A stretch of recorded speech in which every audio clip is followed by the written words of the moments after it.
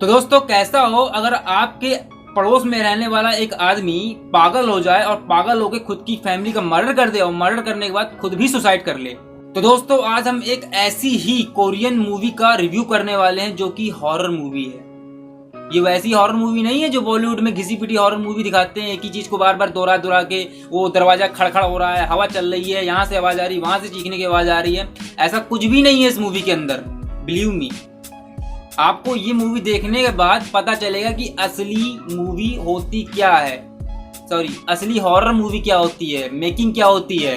तो दोस्तों the welding movie 2016 में आई हुई एक कोरियन मूवी है और इस मूवी के अंदर जो मेन कैरेक्टर है वो द पैरासाइट में जो हीरो है वही हीरो इस मूवी के अंदर है। मुझको उनका नाम नहीं मालूम है, बहुत ही डिफिकल्ट नाम था इसलिए मैं प्रोनाउंस नहीं कर रहा हूँ, बाद में आप लोग हंसोगे मेरे ऊपर इसलिए। तो दोस्तों ये मूवी स्टार्ट होती है उस पुलिस इंस्पेक्टर के साथ जो कि बहुत ही फट्टू किस्म का आदमी है, बहुत ही डरा डरा सा रहता है, पता नहीं चलता उसको किसने इंस्पेक्टर बना दिया। वो हमेशा अपने सीनियर इंस्पेक्टर की डांट खाता रहता है। पहली नजर में आप शुरुआत में जब आप मूवी देखोगे तो आपको ऐसा लगेगा कि नॉर्मल मूवी है, हॉरर टाइप का उसमें कुछ भी नहीं है। लेकिन जैसे जैसे मूवी आगे बढ़ती है उस पर फिर उसके गांव पे जो इंस्पेक्टर है उसके गांव में एक एक कर मिस्टीरियस मौत होना स्टार्ट हो जाती है, मिस्टीरियस मौत। और सभी मौतों का रीजन एक ही है कि वो व्यक्ति जिस व्यक्ति ने मारा उसने पहले मशरूम खाया, फिर वो पागल हो गया, पागल होने के बाद उसने अपनी फैमिली को मार दिया और उसने खुद की सुसाइड कर ली, खुद को मार डाला। और यही जितनी मौतें हो रही है सबका सेम रीजन है कि व्यक्ति पागल हो गया, पागल होने के बाद उसने अपनी फैमिली को मारा, फैमिली मारने के बाद खुद सुसाइड कर लिया। और पागल कैसे हुआ? मशरूम खाकर। कोई मशरूम खाकर कैसे पागल हो सकता है? लेकिन सब उसी पर बिलीव करते हैं, उसी अफवाह पर बिलीव करते हैं कि सब मशरूम खाकर पागल हो रहे हैं और एक दूसरे को मार रहे हैं, खुद सुसाइड कर रहे हैं। इंस्पेक्टर को एक आदमी बताता है, उसका दोस्त, कि एक जापानी आदमी जो जापान से आया हुआ है वो सबको मार रहा है। वो एक नर राक्षस है। नर राक्षस मतलब कि आधा नर आधा राक्षस। उसकी बॉडी से खून भी निकलता है, उसकी स्किन भी इंसानों जैसी है, लेकिन वो एक राक्षस है, एक नर राक्षस है, नर भक्षक है जो इंसानों का खून चूसता है और इंसानों को मारता है। लेकिन उसके बीच भी इस मूवी का स्क्रीन प्ले इतना तगड़ा सेट किया गया है कि आपको एक पल ऐसा लगेगा कि ये हॉरर मूवी है, सच में कोई भूत प्रेत का साया है जो इन सबको मार रहा है। लेकिन एक पल को आपको ऐसा लगेगा यार सच में ऐसा तो नहीं है कि कोई मशरूम खा के पागल हो रहा हो, एक दूसरे को मार रहे हैं, है ना। और जो कहते हैं कि जापानी आदमी नरभक्षक है तो उसके बारे में बहुत सी बातें उठती हैं कि क्या वो सच में नरभक्षक या वो जादू टोना करता है या वो राक्षस नहीं है, शैतान नहीं है, ये सब अफवाहें ही हैं।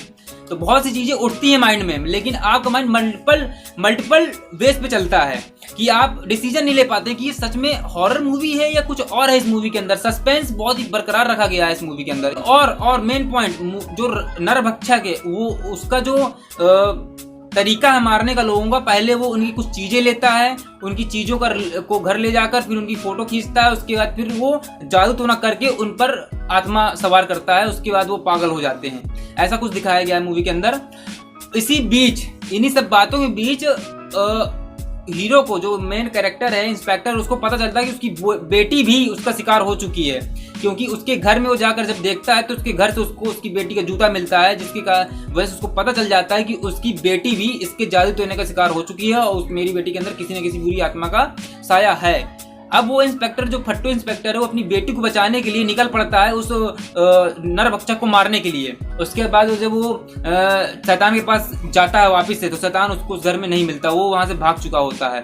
तो वो लोग उसके पीछे भागते हैं और अचानक से जो शैतान होता है, जिसको शैतान समझते हैं, आई थिंक समझते हैं शैतान, वो जापानी आदमी शैतान समझते हैं, तो वो उनकी गाड़ी के ही आगे आ जाता है और उसकी ऑन द स्पॉट मौत हो जाती है। वो वहीं पर मर जाता है हाईवे पर ही। और हीरो और कुछ उसके फ्रेंड्स जो मिलकर उसकी बॉडी को खाई पर फेंक देते हैं।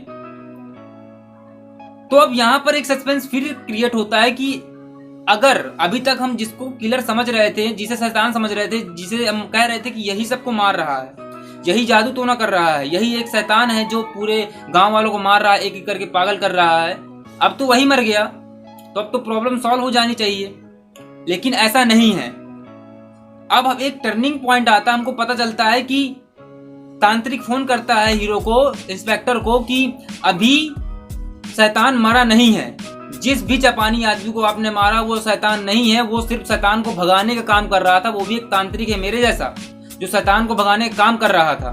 वो शैतान नहीं है। असली शैतान अभी भी जिंदा है और तुम्हारी बेटी के अंदर अभी भी उसकी आत्मा है और वो तुम्हारी बेटी को बहुत खतरा, जल्दी घर जाओ। तो ऐसी स्टोरी आगे बढ़ती है। इसके आगे तो आपको ही देखना पड़ेगा कि आगे क्या होता है, नहीं तो पूरा स्पॉइलर हो जाएगा, आप मूवी में देखोगे क्या। तो मैं सिर्फ इतना कहूँगा, इस मूवी का जो स्क्रीन प्ले है मुझे बहुत अच्छा लगा। जो एंडिंग है, जो स्क्रीन प्ले है, जो मेकिंग है मूवी की, on out of the mind, बिल्कुल भी बहुत ही ज़्यादा अच्छी मूवी लगी मुझे। और इस मूवी के ज़्यादातर जो सीन्स हैं वो बरसात में ही शूट किए गए हैं। रियल फील आता है कि सच में बरसात हो रही है। आप हेडफोन लगा के सुनते तो ऐसा लगता है, आप फील आता है, थोड़ा गूज बम्स आते हैं बरसात की म्यूजिक सुन के। मैं सजेस्ट करूंगा कि आप एक बार इस मूवी को जरूर देखो, तो आपको पता चलेगा कि असली हॉरर मूवी होती क्या है और हॉरर मूवी कैसी बननी चाहिए। ठीक है, और बॉलीवुड वालों को कुछ सीखना पड़ेगा। पब्लिक देख देख के परेशान हो चुकी है, वो भी अब होशियार हो चुकी है। तो मेरे कहने पर एक बार इस मूवी को जरूर देखें। उसके बाद अगर बुरी लगे तो मुझे 50 गालियां दीजिए आके आप कमेंट पे, लेकिन प्लीज एक बार इस मूवी को जरूर देखो। सच में एंडिंग आपको रुला देगी, एंडिंग आपको बिल्कुल ब्लर कर देगी आपकी माइंड को। तो ठीक है गाइज, तो मैं इतना ही आज की वीडियो के लिए। अगर वीडियो अच्छी लगी हो तो एक लाइक और एक शेयर और सब्सक्राइब करना ना भूलें। और बहुत बहुत धन्यवाद आप लोगों का इस वीडियो को देखने के लिए। आप लोगों ने बहुत प्यार दिया हमारे चैनल को, ऐसे ही प्यार देते रहिए। और एक बात और कि हाँ, बहुत दिन से वीडियो नहीं डाल पा रहा था क्योंकि मैं बीमार था और थोड़ा हेल्थ इशू है मेरा, तो अब मैं कंटिन्यू रहूँगा। तो टाटा।